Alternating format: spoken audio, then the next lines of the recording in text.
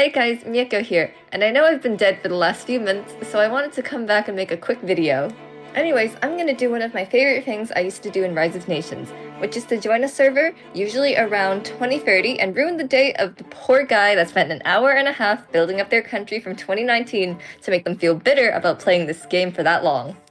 After a bit of searching, I found this nice server where Spain expanded a decent amount and also has a nice economy being a democracy. India was also way above the rankings, so he was my target.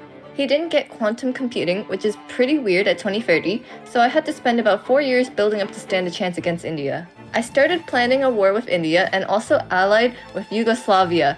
Our plan was simply nuking him to death because of this update in the game where you can literally just spam forts in every city in your country. This makes it so you cannot really annex anything because of the resistance boost, and the fort upkeep is also not even that expensive. So we ended up getting a fort in every city for the resistance and defense bonus. After I was finally ready for a war with a pretty basic research, I justified on India, but he gets impatient and does a liberation war with me.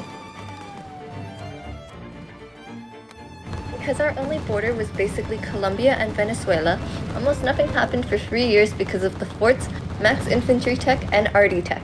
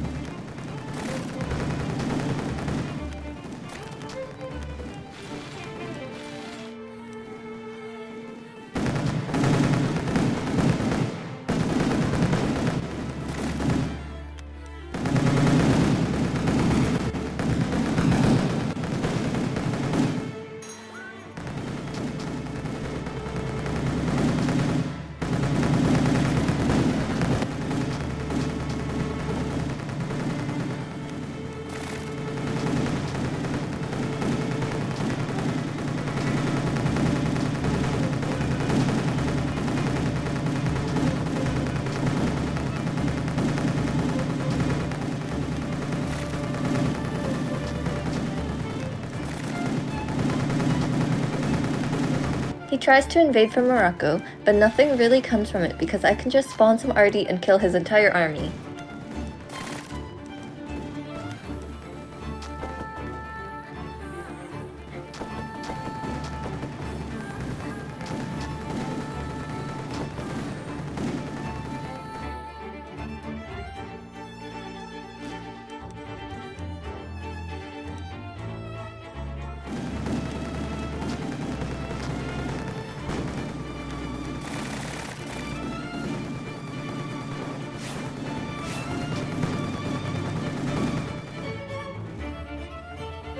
India got bored and tried to take over Venezuela, but it wasn't even close because of the forts, and this just gives him high war exhaustion.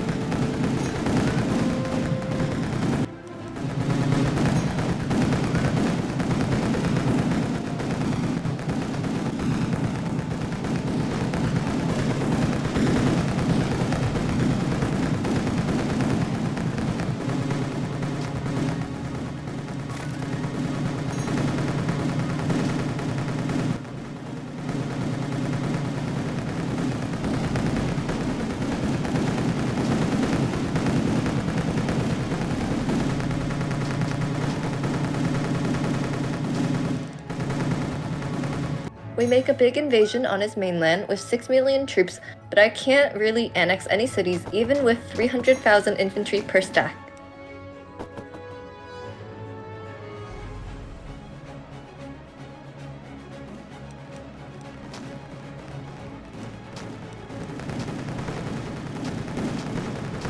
Around this time, Yugoslavia started nuking him, which doesn't really collapse his country.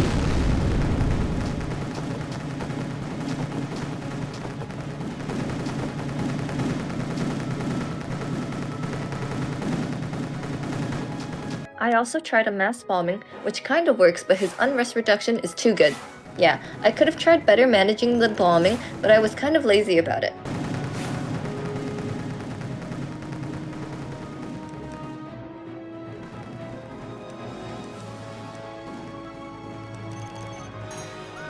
It's a good thing he had negative manpower, because he was nearly unkillable just from the resistance and forts.